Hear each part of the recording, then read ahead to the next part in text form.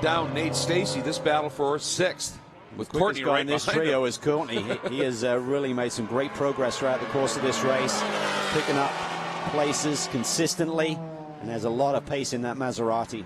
Yeah, he's catching them. Oh, Barkey got a great run, and Stacey knows it and just stays over to the left. Look at Courtney. He is searching, looking for an opportunity. Well, with Nate protecting her, Courtney could diamond this. He might get the run coming off of the keyhole. He does. Yeah. Nice clean exit there. Barkey immediately has to protect that inside lane. Courtney's going to have to go the long way around here as they get down towards the brake zone. See if he's able to get up and along the outside. I think he has. Nice. That is nice. That is beautiful. Another great position. And kudos there to Martin Barkey. And when he realized that Courtney had the move made, he just breathed it to give him room to come back in, knowing if he didn't, they were going to have contact and probably end up off track. He suddenly struggled there coming off of turn 5. I'm not sure if it's just the gear ratio with the Maserati compared to the other, but didn't get the acceleration off. He was sliding a bit and didn't quite catch it. Well, he used every inch of the road in curve, Courtney did, coming up over Madness there, didn't he? Right on the edge, but yeah, he is glued already to the back of Stacey. Look at him open the radius up a little bit. Yeah, the Maserati's been really strong here this weekend. Fred Roberts, after that great qualifying run, obviously the incident early yesterday, wasn't able to display his speed. But here we go, Courtney to the inside as they get on at the brakes. Yeah, clears him. Yep. Nice job, Jeff Courtney. Courtney was a little frustrated at the end of his day yesterday, and he's done so far a great job of channeling with that red mist here. Can go either way, right? Go, yep. And he's turned it into positive energy. He has indeed. Look at Barkley trying the outside move to the keyhole. Not quite able to make it work. He's tucked right into the draft of this Porsche.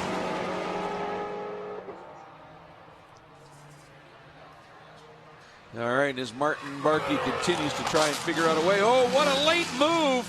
That was brilliant, Cal. Popped and then just went super late on the brakes. I don't think Stacey saw that coming. No, that was magic. So, Courtney is through. Barkey is through. And that's going to move them up now into 6th and 7th with Stacey sitting in the 8th spot. So a good battle unfolding there. Up in the top of the GTS A category, it's still Tony Gaples leading. And up front overall is Ian James over Lawson Aschenbach. And because of racing like this, we know, like us, you're huge fans of the series. If you want to know what's going on in between the events, social media is how. First place, world-challenge.com, the Pirelli World Challenge site. Great video content there, links to live webcasts. You can also, of course, go to Facebook, just search the Pirelli World Challenge Championship fan page. And on Twitter, just go for the handle @WC Racing. And of course, for all things racing, do take a moment and check out Motor Trend on Demand, including the archives of the entire history of the Pirelli World Challenge races. You can start your free trial at motortrendondemand.com today. We'll be right back.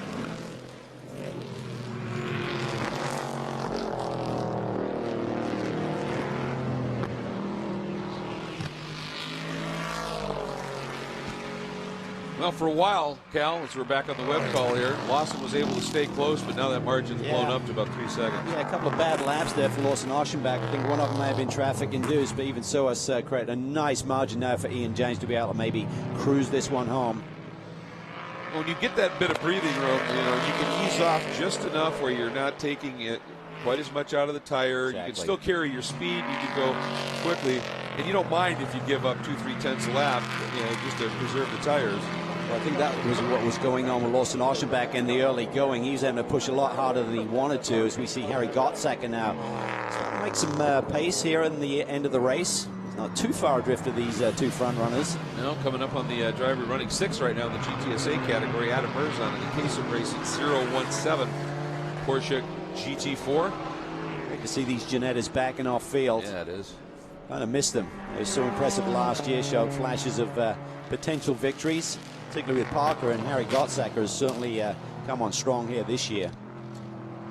Nice job there by Adam Merzon, recognizing this guy's in the top 3 overall right now. Don't impede him. He's having a good run. Class move by Adam. And interesting thing, we had at Road America, Ian Lacey Racing showed up with 2 of these Ginettas and were very impressive in terms of their speed. And they said this is actually the track that our top driver knows best, loves the most, had a wedding. These wedding things, I'm telling you. And he said, but our plan is to be back and run as many of these as we can at the end of this year to a full season. So next year we could have a grid a little bit more stacked with these Ginettas. They certainly add to the show, that is for sure. It's a great platform, good-looking car. They really seem to get a handle on the setup now. Let's see at the line this time. It had dropped to 2.5 seconds last time by, down to 2.2. So Lawson now, and I don't know if it's necessarily Lawson just finding something a little bit or Ian just doing a bit of managing. Probably a bit of both. I mean, Lawson's not going to, stop trying, certainly, but he's not going to take any risk here.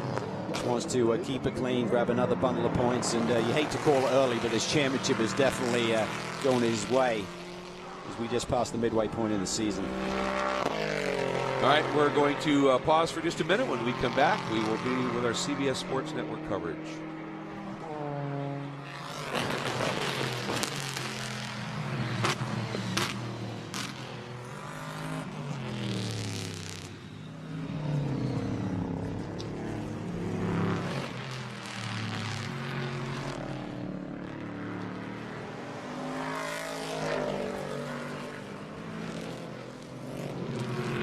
Welcome back, everybody. Is the sweep streak in jeopardy? That's the question everybody's asking here in GTS presented by Kaysen. As Lawson Aschenbach won yesterday's round, every previous round, one driver and team has swept both of the doubleheader events. Lawson started on pole, but it looks like Ian James may be in a position, Cal, to break the sweep. Yeah, but what a way to do it. I think it's been the race of the year so far in terms of that battle for many laps between these two. That was brilliant. That's obviously these drivers in the midst of it, that's what they live for. But so do we. We were both on the edge of our seats through that. That's exciting stuff, and that's what GTS is certainly capable of providing. There's a lot of respect between these two guys. They gave each other just enough racing room, but there's a good battle going on here. Parker Chase trying to get around Ernie Francis Jr. in the late going. Yeah, this is for 4th. Ernie's done a great job, but Parker... Oh, he carried huge apex speed there. He's got to run on Ernie Francis Jr. They get up to the brake zone for the carousel. Keyhole, excuse me. He's going to try the outside line here. It's tough to make his going out at it. He might have, if he can stick, he's there. Yeah, that was cool. Now it's just straight line speed. Good respect from Ernie, though, giving him that path. Yep. Ernie... a classic example of the Pirelli World Challenge ladder system, starting in Touring Car B as a very young man, working his way through the Touring Car ranks. He got into GTS. He has been superb. But Parker Chase, and Ginetta, careful, boy, this awesome. is good stuff. That is great. Ernie Francis recognizing that Parker Chase was making that move, just gave him enough room, didn't just totally open the door, but allowed it to happen without incident. Well, I like to say generally that kind of thing is you have to make it possible. You can't just force the guy off and wreck him, but you don't have to make it easy. No, this is great. We're seeing some great racing here today displayed. Unlike yesterday where everyone was a little bit overly aggressive, today has been nice. And I'll tell you the story here, of course, Ernie driving one of the V8s that does carry a little bit more weight, and later in the race sometimes that's when these lightweight cars come alive a little bit. When it's cool like this, it helps those heavier cars. But what Ernie's got to do now is figure out a way to get a little bit better drive. But the corner speed right now for Parker is just huge. And I think it's one of the disadvantages for Ernie Francis Jr. when he's not competing in both events. You don't get that setup information from day one. Yes, he qualified and practiced the car, but he didn't run race one. So in terms of how to dial in the car for the long green flag run, he didn't have that information to work from. Well, that's a very good point, isn't it? We've seen drivers that come in on a one-off weekend, and in the first race, I remember Spencer Pompelli at St. Pete a couple of years ago, had a great run going and then just faded miserably. And the next day, when he had that bank of knowledge, just checked out and was gone. So that's a very good point. I think if Ernie had a reset and had a do-over, he'd probably be in a bit better shape, just in terms of the setup. Ooh. Parker was still giving it some welding. And Clennon has gone around. 4th in GTSA. The carousel. And he's one of those guys that's well placed in that points came in after yesterday's round 3rd. and needed to make up some time and distance. Doesn't look like he's going to, well, he did. Jason Bell was able to get by him.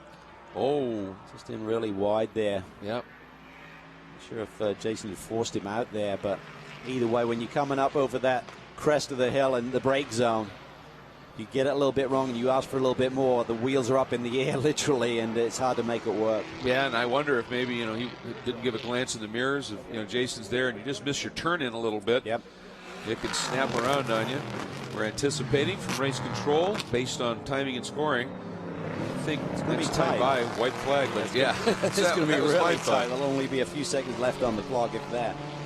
So they've got this long run down the backstretch here, through the kink and into the S's. What an impressive year it has been for that whole Panos group in terms of developing this car, getting it into race-winning form, and dealing with some heavy weight that was put on the car and less restricted since the last round of the championship. That's true. It came in here with a big change. This is not the same BOP that was on the car at Road America, and they've adapted it beautifully. Balance of performance of the changes that are made to the regulations for each individual brand. Try and keep the level playing field in the GTS championship. You know, it's interesting, you know, to think about it. When this season started, at the opening round at St. Pete, and I think the next round as well, Ian was literally manual shifting with a stick shift, because this is based off of the street car. And Watch the clock is going to be real tight. Very close. Here we go. You're right. I think it's going to be like 2-3 seconds maybe. Literally. Oh, man. Well, if he'd managed the race perfectly, he would have maybe slowed down a little bit through the carousel. But even so, yep, got to make it happen for one more lap. And so Ian James, steely focus at this stage. The margin down to 1.6 seconds over Lawson. But again, Ian is just managing this thing superbly. Harry Gottsacker, once he got around, he has closed up to within 3 seconds now. You're going to see him behind Aschenbach. Yeah, he's definitely the fastest guy of this lead trio. However, we're seeing some really fast laps from guys like Courtney. Courtney's running like nearly a second quicker than the leaders right now. He's in clean air. Especially what may have been if they'd had a good run yesterday, a clean run, and laid down a lap time to put him further up the grid. Yeah, that Maserati's always quick, and when Jeff is laser focused like this, some really cool things can happen. That pole at VIR and that run there are indicative of that. But right now, it is this guy, Ian James, and this team, Panos Racing, and the Avezzano GT, going for their 3rd win of the season potentially here. 3 out of 4, dominant at Road America. And a nice rebound here. Didn't look great after practice and qualifying, but he certainly turned things around. And here we go into the turn. Will it be another win for Panos, this time in the Avezzano GT at Mid-Ohio? Out of the last turn, Panos wins at Mid-Ohio. The Avezzano GT gets its first win in competition. Look at that. Tom Milner taking that vacation from retirement. Absolutely delighted. Look at this battle. This is for the 4th spot in the grass. It's Francis Jr. got it. I thought Chase had got it, but timing and scoring is saying Ernie Francis Jr. secures that 4th position. What a battle. Awesome stuff. 2 tires in the dirt and never lifted Ernie. Wow, what a phenomenal finish. Fantastic stuff. You see James and Aschenbach, and the margin at the end for Gottsacker behind Aschenbach was under a second. Harry was flying. Now let's go back and see what's unfolding in that battle in GTSA. Here we go onto the front straight, and Kurt got Gaples. Wow. He got him. Huge in the championship. That's massive. And McCallion, what a day. Boy, he said he was maybe thinking of coming back and doing some more of these. He needs to. Wow. What a day for him. Bell will be 4th. And a this one went down to the wire, mate. This is fantastic. Wow. Just some unbelievable stuff here. Tremendous racing right now. Wrapping up here at Mid-Ohio. Looks like Jeff Courtney might be our VP Racing Fuels hard charger. I wouldn't be surprised considering where he came from to end up finishing in the 6th spot. And as you pointed out, throwing down some unbelievable laps. Ended up only 3/10 off of Ian James' fast lap. That's pretty impressive stuff. And there is Ian enjoying his cool down lap. And for him, That victory lap, special stuff. With the rest of the field funneling in, they're going to make their way into pit lane, and a few of them, the lucky ones, the talented ones, will be ending up talking to Jeff Lepper. When we come back, stay with us.